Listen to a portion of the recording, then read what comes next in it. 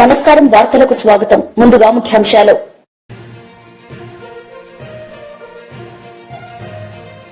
మంత్రి పొన్నం ప్రభాకర్ మీడియా సమావేశం. కేసీఆర్ పై fire.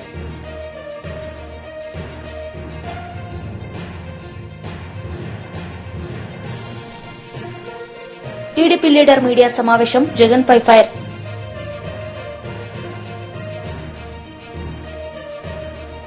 BJP leader media సమావేశం నిర్వహించారు. ఈ సందర్భంగా పలు అంశాలపై ఆయన మాట్లాడారు. అంటే 15 నుంచి 23 దాదాపు 8 సంవత్సరాల 14 లక్షల మంది జంటలకు పెళ్లిలైనాయి. 14 లక్షల మంది పుట్టినట్టు దవాఖానా రిపోర్ట్లు ఉన్నాయి. 14 లక్షల మంది పిల్లలు పుట్టిండ్రు. అది తప్పు. ఎలక్షన్ కమిషన్ ఇచ్చిన రిపోర్టు తప్పు. లాస్ట్కి ఇప్పుడు వాళ్ళ స్నేహితుడు బయట మాట్లాడుకొని కొట్లాడుకొని మళ్ళీ ఒకరిద్దరు ఒకటైపోతారు. ఆయన అడిగిండు, మరి ఆధార్ కార్డు 3,80,00,000 ఉన్నాయి, మరి ఇది కూడా తప్పేనా? పోనీ ఎలక్షన్ తప్పు. ఇంతకుముందు ఏది కేసీఆర్ గవర్నమెంట్ అఫీషియల్గా అన్అఫీషియల్ చేసింది వాళ్ళు బయటికి చెప్పిండ్రు, అది తప్పు. కానీ నేను చేసిందే కరెక్టు. మీ ముస్లింలని ఇంతకుముందు చాలా తక్కువ చేసి చూపించారు, ఇప్పుడు ఎక్కువ చేసి చూపిస్తున్నా. నేను అసలైన ఈ 42% స్థానిక ఎన్నికలల్లో పెడతానన్నాడు, కులగణన చేసిండు. చేసి ఏం చేస్తాడో చెప్తలేడు. నేను ఎవ్వరు పెట్టలే, అసెంబ్లీలో పెట్టినా. మరి ఏం చేయాలి? అసెంబ్లీలో పెడితే నిన్న మొన్న కూడా పెట్టారు, పేపర్లలో వచ్చింది, అందరం చూసినాం. మీ ఉత్తమ్ కుమార్ రెడ్డి చెప్పిండు, అది చూసినాం. మరి నువ్వు పెట్టిన దేని గురించి పెడుతున్నావు? దీనివల్ల వైఎస్ఆర్సీపీ లీడర్ మీడియా సమావేశం నిర్వహించారు. ఈ సందర్భంగా పలు అంశాలపై ఆయన మాట్లాడారు. మా నలుగురు కార్పొరేటర్లని ఇప్పటికే భయపెట్టి కొట్టి ఎన్ని రకాలైనటువంటి చిత్రహింసలు చేస్తున్నారో అన్ని రకాలు చేస్తున్నారు. ఎన్నికల కమిషన్ దీన్ని చాలా సీరియస్ గా పట్టించుకోవాల్సినటువంటి అవసరం ఉన్నది. ఎన్నికల రిటర్నింగ్ ఆఫీసర్ గా ఉన్నటువంటి జేసీ గారు ఎన్నికల హాల్లోకి నరసింహ యాదవ్ అనేటువంటి తెలుగుదేశం పార్టీ నాయకుడిని లోపలికి పంపినారు. నేను దీనికి రుజువు కూడా అతను లోపలికి వెళ్తున్నటువంటిది. నేను దీన్ని తిరుపతి ఎస్పీ గారికి, హర్షవర్ధన్ రాజు గారికి ఫోన్ చేశాం మార్నింగ్. చేసి ఎస్పీ గారు ఈ రకంగా తెలుగుదేశం పార్టీకి సంబంధించినటువంటి వ్యక్తి లోపలికి వెళ్ళాడు అంటే నేను చూస్తానండి అని చెప్పి ఒక 5 నిమిషాల తర్వాత ఆయన ఫోన్ చేసి నాకు అది ఎన్నికల కమిషన్ వారే ఆయనకు అనుమతి ఇచ్చారటండి, నేనేమి చెయ్యలేను అని సాక్షాత్తు ఎస్పీ గారే నాతో మాట్లాడడం జరిగింది. అంటే ఎన్నికల అధికారిగా ఉన్నటువంటి శుభం బన్సాల్ అనేటువంటి జాయింట్ కలెక్టర్ కి ఎన్నికల నిబంధనలు తెలియవా, లేకపోతే తెలుగుదేశం పార్టీకి అనుకూలంగా వ్యవహరించడానికి ఇంతకంటే నిదర్శన మరొకటి ఉన్నదా? ఇంతకంటే మరొక దారుణం మరొకటి ఉన్నదా? ప్రత్యక్ష సాక్ష్యం నరసింహ యాదవ్ను లోపలికి పంపించింది ఎన్నికల కమిషన్ అని నాతో సాక్షాత్తు ఎస్పీ గారే చెప్పటం జరిగింది. సరే, ఎస్పీ గారికి ఆ తర్వాత నేను ఫోన్ చేసి, అలాగే మా గురుమూర్తి ఎంపీ గారు కూడా ఆయనతో మాట్లాడడం జరిగింది. సార్, ఈ రకంగా మా వాళ్లను కొడుతున్నారు అని అంటే చాలా నింపాదిగా ఆయన నేను వెళ్తున్నానండి అని చెప్పటం జరిగింది. అప్పటికే మా వాళ్లను కొట్టటము, వాళ్లను నలుగురిని కిడ్నాప్ చేయటము, తీసుకెళ్లిపోవటము, వాళ్ల పరిస్థితి ఎక్కడుందో తెలియకపోవటము అన్ని కూడా చూశారు. ఈ నలుగురు కిడ్నాప్ కు గురైనటువంటి వ్యక్తుల్ని తీసుకురా వచ్చి రేపు వెంటనే ఈ రోజున హాజరుపరచాల్సినటువంటి బాధ్యత ప్రధానంగా జిల్లా పోలీసు అధికారి అయినటువంటి ఎస్పీ గారి మీద ఉన్నది. ఈ నలుగురు ఏమయ్యారో మాకు తెలియదు. ఈ నలుగురి పరిస్థితి ఆందోళనకరంగా ఉందని వాళ్ల కుటుంబ సభ్యులంతా కూడా పెద్ద ఎత్తున హాహాకారాలతో మా ఇంటికి వచ్చి ఏడుస్తున్నారు. ఇంత దారుణం చేస్తున్నారు అని. అద్దాలు పగలగొట్టినారు, మనుషుల్ని కొట్టినారు, కార్పొరేటర్లని, టీవీ ఛానల్ కు సంబంధించినటువంటి కెమెరాను ధ్వంసం చేసినారు. టీడీపీకి సంబంధించిన శంకర్ యాదవ్ అట ఆ బస్సులో దూరుతున్నటువంటి ఫోటో కూడా మా వాళ్ళు తీయటం జరిగింది. ఇన్ని అకృత్యాలు చేస్తూ చివరకు కోరం లేకుండా, అంటే మీకు మెజారిటీనే లేదు, ఎన్నికలు జరుపుకునేటువంటి పరిస్థితే లేదు, ఎన్నికలు వాయిదా చేసినారు. ఏమని చెప్పాలా దీన్ని?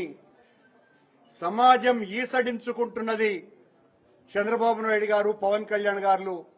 పవన్ కళ్యాణ్ స్వాములైతే తిరుపతి పవిత్రతను కాపాడేటువంటి బాధ్యత నాది, సనాతన ధర్మ పరిరక్షణ నాది అంటున్నటువంటి పవన్ కళ్యాణ్ ఉప ముఖ్యమంత్రి గారు మీ ఎమ్మెల్యే ఆరణి శ్రీనివాసులు అనేటువంటి వ్యక్తి కొడుకులే గూండాగిరి చేస్తున్నారు తిరుపతిలో. చంద్రబాబు గారు మా పార్టీ నుంచి మా కాళ్ల వెళ్లబడి టికెట్లు సంపాదించుకున్నటువంటి ఆకు రౌడీ ఆ అన్న రామచంద్రయ్య ఈ రోజున రాజమ్మ అనేటువంటి మా కార్పొరేటర్ ఇంటికి వెళ్లి దౌర్జన్యం చేసి ఆవిడను పరామర్శించడానికి సాక్షాత్తు ప్రథమ మహిళ అయినటువంటి మేయర్ గారు ఆమె ఇంటికి వెళితే ఈవిడను ఇష్టం వచ్చినట్టు ఆ ఆకురవుడి దుర్భాషలాడటమే కాకుండా ఆవిడ సిసి నచ్కేతన్ అనే అతన్ని కొట్టడం జరిగింది, ఒక ప్రభుత్వ ఉద్యోగిని. ఆ అన్న రామచంద్ర అనేటువంటి ఆకురౌడి ఊరంతా కూడా భయపెట్టాలని చూస్తున్నారు. ఊరినంతా కూడా భయభ్రాంతులకు గురి చేసి మా సత్తా ఇది అని చెప్పాలనుకుంటున్నారు. మీ సత్తా మేమెంత గట్టిగా ఎదిరించగలమో ఈరోజు నిరూపించినాం. ఈ సంగతిని మర్చిపోవద్దండి. అన్ని రోజులు మీవిగా ఉండవు. ప్రజాస్వామ్యంలో ప్రజాస్వామ్యాన్ని రక్షించటం కోసమని దేనికైనా. టీడీపీ లీడర్ మీడియా సమావేశం నిర్వహించారు. ఈ సందర్భంగా పలు అంశాలపై ఆయన మాట్లాడారు. ఆనాటి ముఖ్యమంత్రి నేటి పులివెందుల శాసనసభ్యులు జగన్మోహన్ రెడ్డి చరిత్ర.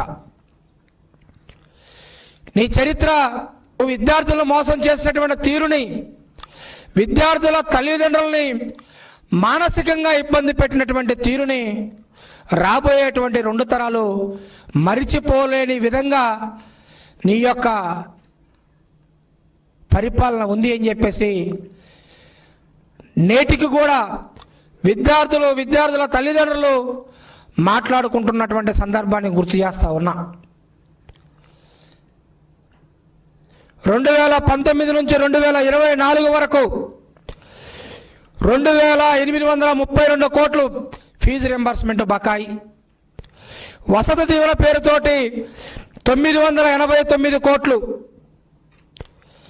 అదేవిధంగా కోడిగుడ్ల బకాయిలు 200 కోట్లు, చిక్కీల బకాయిలు 56 కోట్లు, విద్యార్థులకు బ్యాగులు, విద్యార్థులకు బెల్ట్లు, బూట్లు పేరుతోటి 920 కోట్లు, మొత్తం కలిపితే 5447 కోట్ల రూపాయల బకాయిలు వైఎస్ఆర్సీపీ ప్రభుత్వం, జగన్మోహన్ రెడ్డి ప్రభుత్వం పేద విద్యార్థులకు బకాయిలు పెట్టింది.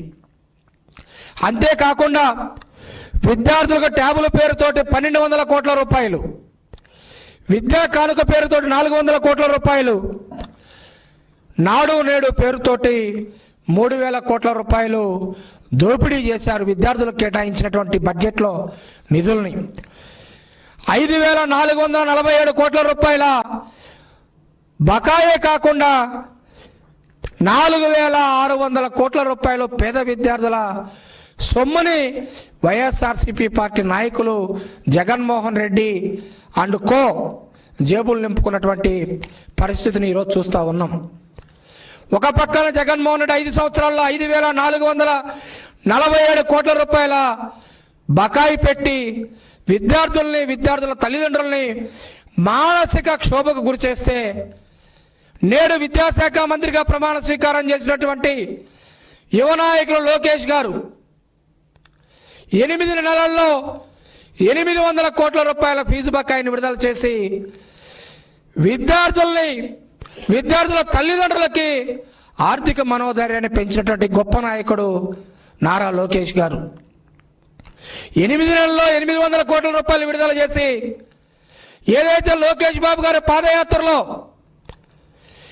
ఏ ప్రాంతానికి వెళ్ళినా కూడా విద్యార్థుల తల్లిదండ్రులు వచ్చి జగన్మోహన్ రెడ్డి మా యొక్క కొడుకు ఫీజు కట్టకపోవటం వల్ల కళాశాల వాళ్ళు సర్టిఫికెట్లు ఇవ్వట్లేదు, హాల్ టికెట్లు ఇవ్వట్లేదు, కాబట్టి మీరు ఇప్పించండి అని చెప్పి లోకేష్ బాబు గారిని ప్రాధేయపడ్డప్పుడు లోకేష్ బాబు గారు పాదయాత్రలో ఒకటే చెప్పారు. తెలుగుదేశం పార్టీ అధికారంలోకి వచ్చిన తర్వాత మొదటి 100 రోజుల్లో విద్యార్థులకు సమస్యలు లేనటువంటి విద్యారంగ సంస్కరణలు తీసుకొస్తానని చెప్పేసి లోకేష్ బాబు గారు చెప్పడం జరిగింది. అందులో భాగంగా నిరుద్యోగులకు డిఎస్సి ప్రకటించారు. 800 కోట్ల రూపాయల పేద విద్యార్థులకి బకాయిలను విడుదల చేయడం జరిగింది. అనేక రకాలైనటువంటి విద్యారంగ సంస్కరణలు తీసుకొచ్చి పేద విద్యార్థులకు లోకేష్ బాబు గారు అండగా ఉంటే ఇంకా బయటికి వెళ్ళి జగన్మోహన్ రెడ్డి గారు ఏ వర్గాన్ని కదిలిచ్చినా కూడా చీపుర్లు తీసుకొని కొట్టేటువంటి పరిస్థితి ఉందని చెప్పేసి పేడ నీళ్లు చల్లుతారేమోనని చెప్పి భయపడి ఎక్కడ కూడా ప్రజల్లోకి వెళ్ళలేని పరిస్థితిలో విద్యార్థులను రెచ్చగొడదాం, లేకుంటే తన పార్టీని బతికించుకోవడం కోసం తన పార్టీలో రాజకీయ నిరుద్యోగులుగా ఉన్నటువంటి యువకులను కొంతమందిని రెచ్చగొట్టి కలెక్టరేట్ల ముందు ఫీజు పోరు చేస్తానని చెప్పేసి పదే మాట్లాడుతూ ఉన్నారు. నేను అడుగుతా ఉన్నా జగన్మోహన్ రెడ్డిని, నీవు అధికారంలో ఉండగా 2022లో శ్రీకాకుళం జిల్లాలో 1 టౌన్ పోలీస్ స్టేషన్ ముందు ఫీజు రియంబర్స్మెంట్ రాలేదని చెప్పేసి ఒక విద్యార్థిని ఆత్మహత్య చేసుకున్న సంఘటనని గుర్తు చేస్తా ఉన్నా. ఇది నిజమా కాదా అని చెప్పేసి అడుగుతా ఉన్నా జగన్మోహన్ రెడ్డిని. 30 మంది విద్యార్థుల ఫీజు రియంబర్స్మెంట్ విడుదల చేయకపోతే 30 మంది విద్యార్థులు కళాశాల ముందు ధర్నా చేస్తే బీఆర్ఎస్ పార్టీ లీడర్ మీడియా సమావేశం నిర్వహించారు. ఈ సందర్భంగా పలు అంశాలపై ఆయన మాట్లాడారు. ఇది పూర్తిగా కూడా కేంద్రంలో తెలంగాణ నుంచి ప్రాతినిధ్యం వహిస్తున్నటువంటి 8 మంది భారతీయ జనతా పార్టీ ఎంపీలు, దాంట్లో 2 కేంద్ర మంత్రులు ఉన్నారు, కిషన్ రెడ్డి గారు, బండి సంజయ్ గారు. అదేవిధంగా 8 మంది కాంగ్రెస్ ఎంపీలు, తెలంగాణ కాంగ్రెస్ ప్రభుత్వం, వీళ్ళందరి యొక్క సంయుక్త వైఫల్యంగా దీన్ని భావించాలి. ఎందుకంటే తెలంగాణ ప్రస్తావించినటువంటి యొక్క ఏ ఒక్క అంశానికి కూడా చిల్లి గవ్వ కూడా కేంద్రం విధించలేదు. నిన్న కిషన్ రెడ్డి గారు చెప్తా ఉన్నారు, ఢిల్లీలో ప్రెస్ మీట్ పెట్టాడు. ఢిల్లీలో ప్రెస్ మీట్ పెట్టి ఇది డ్రీమ్ బడ్జెట్, ఇది పేద మధ్యతరగతి వాళ్ళ బడ్జెట్ అని చెప్తా ఉన్నారు. నేను సూటిగా అడుగుతున్నాను కేంద్ర మంత్రి కిషన్ రెడ్డి గారిని, ఇది మీ తెలివి తక్కువతనానికి నిదర్శనము. తెలంగాణ రాష్ట్రానికి నయా పైసా రాని బడ్జెట్, ఈ రాష్ట్రానికి సంబంధించినటువంటి ఎంపీ, తెలంగాణ నుంచి కేంద్ర మంత్రి, ఆయనకు అది డ్రీమ్ బడ్జెట్ అట. ఈ తెలంగాణ ప్రజలు ఆలోచించాలి. విభజన చట్టాన్ని మొత్తంగా మర్చిపోయినారు. బయ్యారం స్టీల్ ఫ్యాక్టరీ, ఐఏఎం అడిగినాం, ట్రైబల్ యూనివర్సిటీని అడిగినాం, రైల్వే కోచ్ ఫ్యాక్టరీ ఇంకా అధికారికంగా ఉత్తర్వులు రాలేదు. కొత్తగా పసుపు బోర్డు అని పెట్టారు, దానికి నిధులు లేవు. ఏ ఒక్క ఇరిగేషన్ ప్రాజెక్టుకి జాతీయ హోదా ఇవ్వలేదు. ఒక నవోదయ స్కూల్ లేదు, ఓ సైనిక్ స్కూల్ లేదు, మెడికల్ కాలేజీల ప్రస్తావన లేదు, వరంగల్ ఎయిర్పోర్ట్ ప్రస్తావన లేదు. రాష్ట్రం ఏదో 1,63,000 కోట్లుగా అడిగినట్టున్నారు. అది కూడా 40-45 రోజుల ముందు మరి ఎప్పుడు అడిగిండ్రో, ఎందుకు అడిగిందో వాళ్ళకి తెలియదు, కానీ వాళ్ళు అడిగిండ్రు, కనీసం వాళ్ళు ప్రస్తావన చేయలేదు.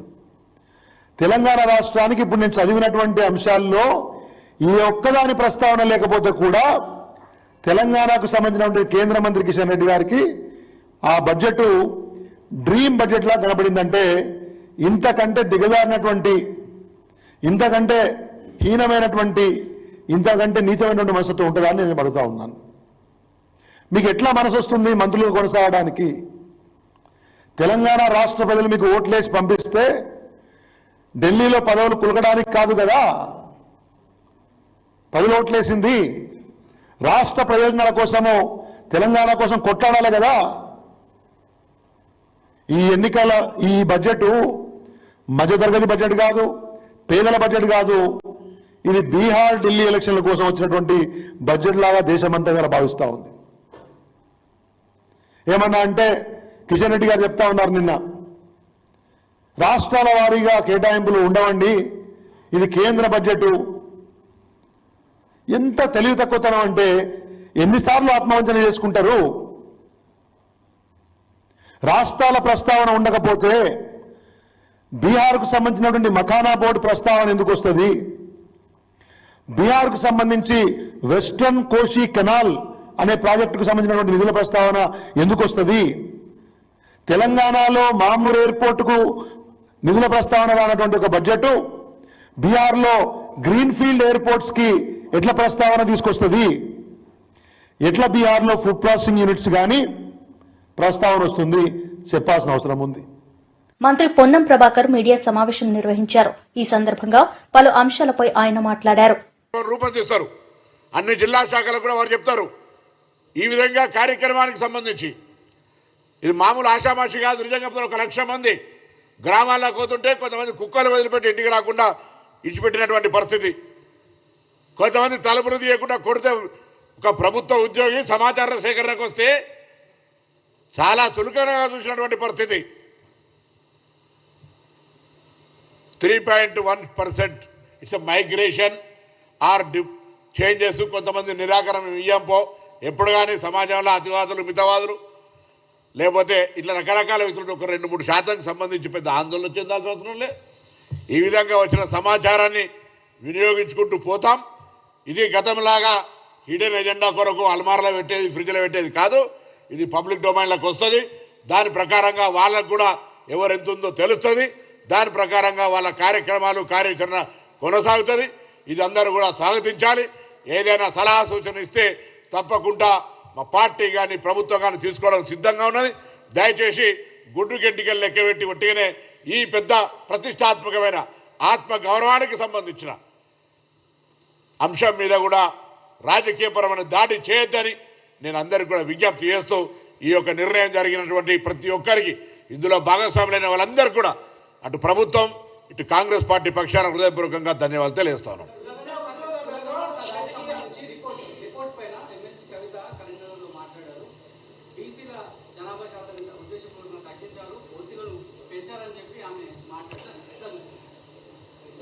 ఆ కుటుంబంలో కవిత గారు ఒక్కరు సమాచార సేకరణ ఇచ్చినారు, మిగతా వాళ్ళు ఇవ్వలే. నేనంటా ఉన్నా, ఇది సమాచార సేకరణకు సంబంధించి మీరు ఒక మాజీ ముఖ్యమంత్రి గారి కుమార్తె ఒక సంస్థ జనజాగృతి నడుపుతూ ఉన్నారు. అప్పుడప్పుడు వాస్తవ ప్రేమన రాజకీయాల్లో లబ్ధ అది నేను మాట్లాడదలుచుకోలే. మీరు కూడా బలహీన వర్గాల అంశాన్ని అప్పుడప్పుడు లేవనెత్తుతారు. నిజంగా మీకు ఒకవేళ ఈ అంశం మీద ఎక్కడైనా పొరపాటు జరిగింది అని అనిపిస్తే దయచేసి దృష్టికి తెండి. తప్పకుండా అటువంటిది ఏదైనా పొరపాటు ఉంటే సంబంధిత బాధ్యులను కఠినంగా శిక్షించడంతో పాటుగా ఇది చట్టపరంగా జరుగుతున్నటువంటి వ్యవహారం ఒక రాజకీయ పార్టీగా లేదా వ్యక్తిగతంగా జరుగుతున్న అంశం కాదు.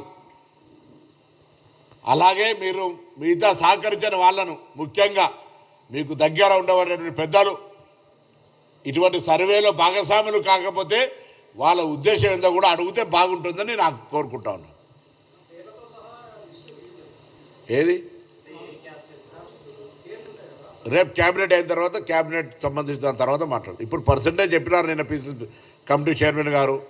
సో ఎవరెంత అనేటువంటిది పబ్లిక్ డొమైన్లో ఎట్లుంటుంది, దానికి సంబంధించి రిపోర్ట్ చేయాలనేది తప్పకుండా ఊరికేనే పక్కన పెట్టేది ఏముండదు. ఇవన్నీ కూడా కొంత ఇంటలెక్చువల్స్ లేకపోతే అంత అన్ని వర్గాలకో లేకపోతే అధికారులతో చర్చ చేసి వారికి ఈ విధంగా ఏ విధంగా స్కీమ్స్ చేయాలి, అన్ని రకాల, నాట్ ఓన్లీ స్కీమ్, ఎడ్యుకేషన్ కావచ్చు, ఎంప్లాయ్మెంట్ కావచ్చు, పాలిటిక్స్ కావచ్చు, అన్ని రకాలు చేసే ఆలోచనతో పోతుంది.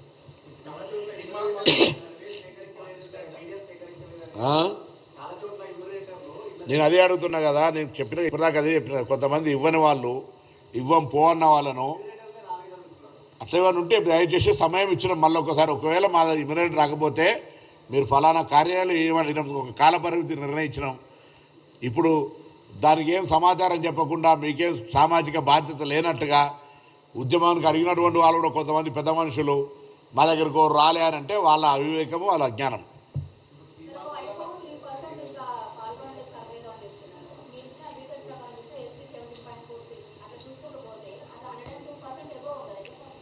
ఎట్లా టోటల్ కలుపుతానా మీరు తీసే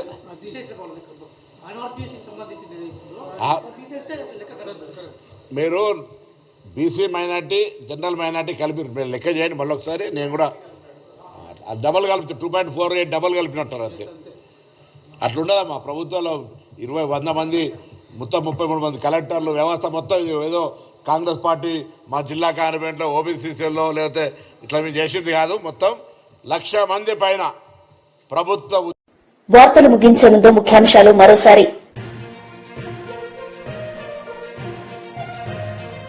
మంత్రి పొన్నం ప్రభాకర్ మీడియా సమావేశం, కేసీఆర్ పై ఫైర్.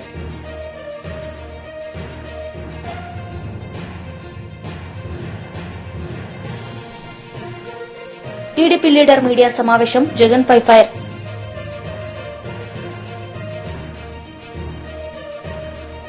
ఈ వార్తలు ఇంతటితో సమాప్తం. తిరిగి ప్రసారమయ్యే వార్తల్లో మళ్లీ కలుద్దాం. అంతవరకు సెలవు. నమస్తే.